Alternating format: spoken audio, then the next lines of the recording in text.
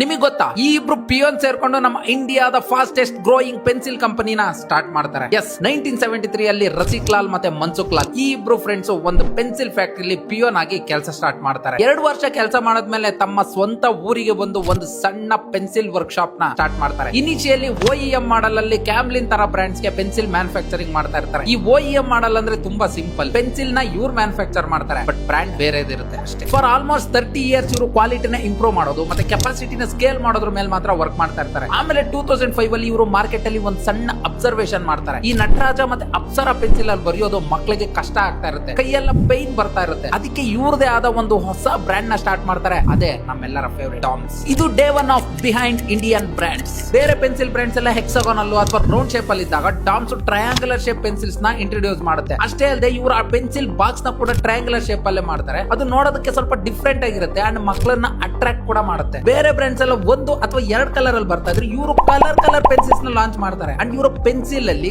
Grooves ನ include ಮಾಡ್ತಾರೆ for better grip. Usually pencil lead ನ ಗ್ರಾಫೈಟ್ ಮತ್ತೆ ಕ್ಲೇ ನ ಮಿಕ್ಸ್ ಮಾಡಿ ಮಾಡ್ತಾ ಇರ್ತಾರೆ. ಲೆಡ್ ಅಷ್ಟು ಸ್ಟ್ರಾಂಗ್ ಆಗಿರೋದಿಲ್ಲ, ಸೊ ಇವರು ಅದಕ್ಕೆ ಗ್ರಾಫೈಟ್ ಜೊತೆಗೆ ಪಾಲಿಮರ್ ನ ಮಿಕ್ಸ್ ಮಾಡ್ತಾರೆ ಅಂಡ್ ಲೆಡ್ ನ ಸ್ಟ್ರೆಂಥನ್ ಮಾಡ್ತಾರೆ. ಈ ಸಕ್ಸಸ್ ಮೇಲೆ ಡಾಮ್ಸ್ ಮಲ್ಟಿಪಲ್ ಸ್ಟೇಷನರಿ ಪ್ರಾಡಕ್ಟ್ಸ್ ನ ಲಾಂಚ್ ಮಾಡ್ತಾರೆ ಅಂಡ್ ಇವತ್ತು ಡಾಮ್ಸ್ ಹತ್ರ 3000ಕ್ಕಿಂತ ಜಾಸ್ತಿ ಪ್ರಾಡಕ್ಟ್ಸ್ ಇದಾವೆ ಅಂಡ್ 45ಕ್ಕಿಂತ ಜಾಸ್ತಿ ಕಂಟ್ರೀಸ್ ಗೆ ಅವ್ರ ಪ್ರಾಡಕ್ಟ್ ನ ಎಕ್ಸ್ಪೋರ್ಟ್ ಮಾಡ್ತಾ ಇದ್ದಾರೆ. ಅಂಡ್ ಇದು ಇವತ್ತು ಇಂಡಿಯಾದ ಸ್ಟೇಷನರಿ ಜೈಂಟ್ ಅಂತಾನೆ ಅನ್ಸ್ಕೊಂಡಿದೆ. ತಿಳ್ಕೊಳ್ಳಿ, ಸಕ್ಸಸ್ ಅಂದ್ರೆ ಐಡಿಯಾ ಅಲ್ಲ, ಅಬ್ಸರ್ವೇಷನ್ ಪ್ಲಸ್ ಇಂಪ್ರೂವ್ಮೆಂಟ್. ಇವರು ಯಾವುದೇ ರೀತಿ ಇನ್ವೆನ್ಷನ್ ಏನ್ ಮಾಡ್ಲಿಲ್ಲ, ಒಂದು ಎಕ್ಸಿಸ್ಟಿಂಗ್ ಪ್ರಾಡಕ್ಟ್ ಗೆ ಬೆಟರ್ ಲಾಜಿಕ್ ಇಂದ ಟ್ರಾನ್ಸ್ಫಾರ್ಮ್ ಮಾಡ್ತಾರೆ ಅಷ್ಟೇ. ಒಂದು ಚಿಕ್ಕ ಅಬ್ಸರ್ವೇಷನ್ ಪ್ಲಸ್ ರೈಟ್ ಎಕ್ಸಿಕ್ಯೂಷನ್ ಒಂದು ದೊಡ್ಡ ಬಿಸ್ನೆಸ್ ನೇ ಕಟ್ಬೋದು ಅನ್ನೋದಕ್ಕೆ ಇವರೇ ಎಕ್ಸಾಂಪಲ್. ಇನ್ನೊಂದು ಇಂಟ್ರೆಸ್ಟಿಂಗ್ ಸ್ಟೋರಿಗೆ ಇವಾಗಲೇ ಫಾಲೋ ಮಾಡ್ಕೊಳ್ಳಿ, ಮತ್ತೆ ಸಿಗೋಣ.